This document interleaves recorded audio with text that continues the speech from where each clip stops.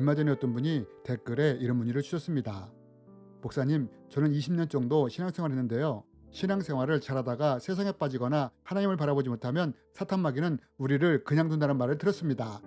저 같은 경우에는 세상의 마음이 종가거나 영적으로 떨어지면 곧바로 소소한 어려운 일들이 생기고 여기저기서 공격이 들어오고 악몽을 꾸곤 합니다. 이럴 때면 다시 하나님께 회개하고 이러면서 여기까지 왔는데요.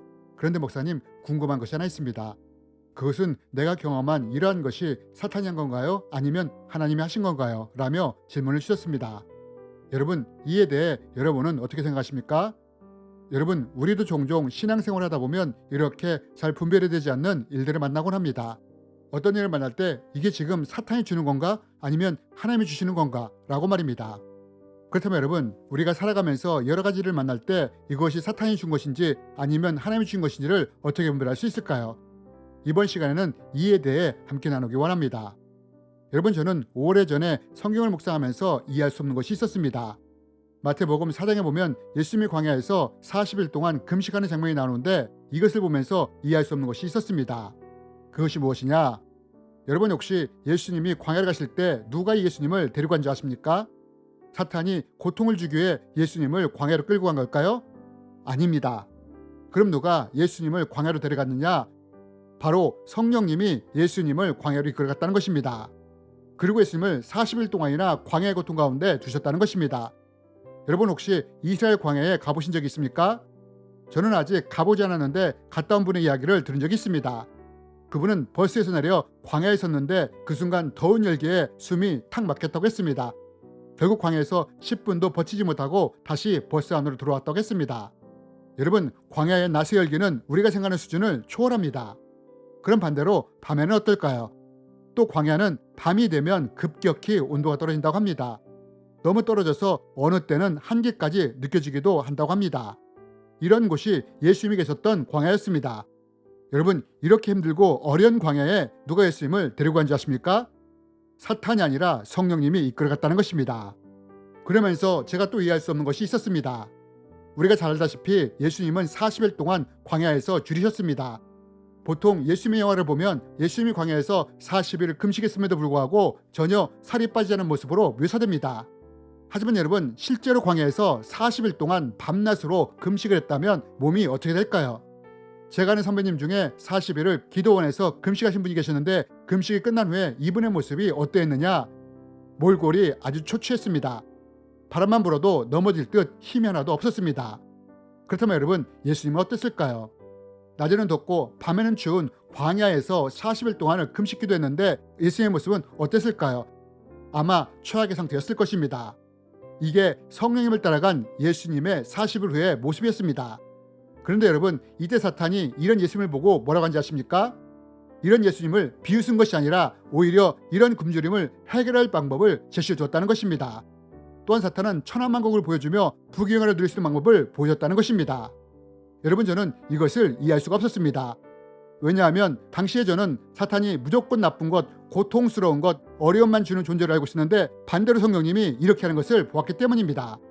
성령님이 예수님을 푸른 추장으로 인도한 것이 아니라 오히려 광야길로 인도하시는 것을 보았기 때문입니다.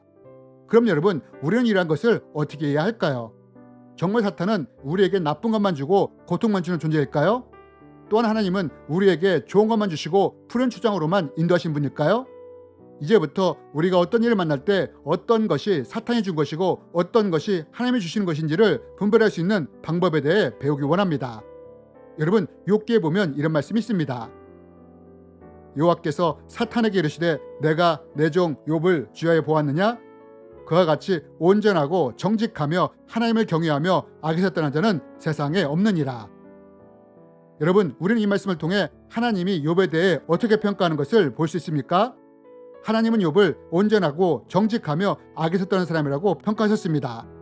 그러나 여러분, 우리가 이런 욥기를 통해 보게 되는 것이 무엇입니까? 욥이 사탄에게 고난과 고통을 당하는 것을 보지 않습니까?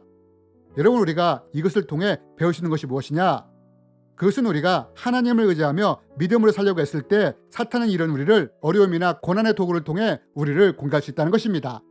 하지만 이와 반대로 우리가 하나님과 멀어지는 삶을 살 때 이럴 때 사탄은 어떻게 할 수 있느냐? 이럴 때 사탄은 고난이나 어려움이 아니라 오히려 우리에게 세상에 좋은 것들을 줄 수 있다는 것입니다. 사탄은 우리가 하나님 앞에 견고히 서 있을 때는 욥처럼 고난이나 어려움을 통해 우리를 공격하지만, 반대로 우리가 하나님으로부터 멀어지며 세상에 가까워질 때는 사탄이 세상에 좋은 곳으로 우리에게 준다는 것입니다. 쾌락이나 즐거움이 우리를 하나님으로부터 멀어지게 할 수 있다면 이것을 그 사람에게 주는 것입니다. 또 돈이 우리를 하나님과 멀어지게 할 수 있다면 돈을 얻도록 도와주는 것입니다. 여러분, 우리는 이러한 것을 가룟 유다를 통해 볼 수 있지 않습니까? 여러분, 가룟 유다 안에 탐심이 있다는 것을 사탄이 알았을 때 어떻게 했습니까? 탐심을 채워줄 돈을 얻을 방법을 생각으로 넣어주지 않았습니까? 여러분, 이렇듯 사탄은 하나님과 멀어지려 할 때는 고통이 아니라 오히려 우리가 얻고 싶어하는 것, 좋아하는 것들을 얻을 수 있도록 도와준다는 것입니다. 돈이나 쾌락, 명예, 권력, 뭐든지 하나님과 멀어지게 할 수 있는 것이라면 그 사람이 그것을 얻을 수 있도록 도와준다는 것입니다. 여러분, 이것이 사탄이 일하는 방식인 것입니다. 그렇다면 여러분, 이럴 때 하나님은 어떤 식으로 일하실까요? 여러분, 하나님은 우리가 하나님 앞에 견고히 서 있을 때, 이럴 때 하나님은 우리의 필요를 채우시며 푸른 초장과 실만한 물가로 인도해 가십니다. 물론 우리를 연단시키고 성장시키기 위해 일시적으로 사탄의 공격이나 어려움을 허락할 수도 있지만, 욥이 말했던 것처럼 단련되고 연단되었을 때는 더 큰 축복을 부어주시며 끝까지 우리를 인도해 가신다는 것입니다. 그러나 하나님은 우리를 이렇게 인도해 가시지만, 이와 반대로 하나님이 우리에게 고난과 어려움을 허락하실 때가 있다는 것입니다. 언제 이러실 수 있느냐? 우리가 하나님과 멀어지며 세상의 삶을 살아갈 때, 이때 사탄은 그 사람에게 오히려 좋은 것을 주지만 하나님은 이럴 때 오히려 고난이나 어려움을 허락하실 수 있다는 것입니다. 여러분, 신명기에 보면 이런 말씀이 있지 않습니까? 내 하나님 여호와께서 이 40년 동안에 내게 광야의 길을 걷게 하신 것을 기억하라. 이는 너를 낮추시며 너를 시험하사 내 마음이 어떠한지 그 명령을 지키는지 지키지 않는지 알려 하심이라. 여러분, 하나님이 언제 우리에게 고난이나 어려움을 허락하실 수 있느냐? 우리의 신앙에 문제가 있을 때, 이럴 때 하나님이 우리에게 광야의 길을 허락하실 수 있다는 것입니다. 왜요? 이런 광야길을 통해 마음을 낮추시고 다시 하나님께 돌아올 수 있도록 하기 위해 이렇게 하실 수 있다는 것입니다. 여러분, 성경의 원리는 명확합니다. 우리가 하나님 앞에 견고히 서 있다면 하나님은 우리를 결국 푸른 추장으로 인도하십니다. 우리가 푸른 추장으로 가기 위해 골짜기도 지나야 하지만 끝까지 하나님을 의지한다면 하나님은 이런 우리를 푸른 추장과 쉴만한 문가로 인도해 가신다는 것입니다. 그러나 이때 사탄은 이런 믿음과 신실함을 무너뜨리기 위해 욥처럼 어려움이나 고난으로 우리를 공격할 수 있다는 것입니다. 하지만 만약 우리가 이와 반대로 하나님과 멀어지는 상황이라면 사탄은 오히려 이럴 때 세상에 좋은 것들을 준다는 것입니다. 이런 것들을 통해 하나님과 더 멀어지게 만들기를 원하기 때문입니다. 여러분, 만약 우리가 하나님과 멀어졌는데도 일이 잘 되고 잘 풀립니까? 그렇다면 이것은 하나님이 주신 축복이 아니라 사탄이 준 것일 경우가 많다는 것입니다. 반대로 하나님은 이럴 때 도리어 우리의 마음을 낮추시고 하나님께 돌아오도록 하기 위해 고난과 어려움을 주실 수 있다는 것입니다. 저는 앞에서 어떤 분의 질문으로 이야기를 시작했습니다. 이분은 하나님과 멀어지고 세상에 가까워질 때 어려움이 일어났다고 했습니다. 그럼 누가 이것을 주었느냐? 이럴 때 하나님이 고난이나 어려움을 주시는 것입니다. 왜요? 마음을 낮춰서 하나님께 돌아오도록 하기 위해서 말입니다. 하지만 만약 이럴 때 우리가 정신을 차리지 못하면 어떻게 되느냐?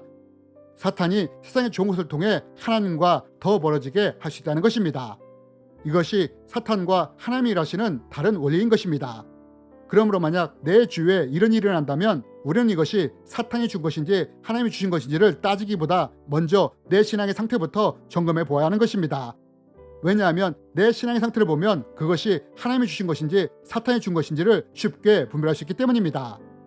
여러분, 아무쪼록 어떤 상황 가운데서도 늘 하나님을 의지하며 신뢰하며 따르는 우리가 되었으면 좋겠습니다. 주님의 이름으로 여러분을 축복합니다.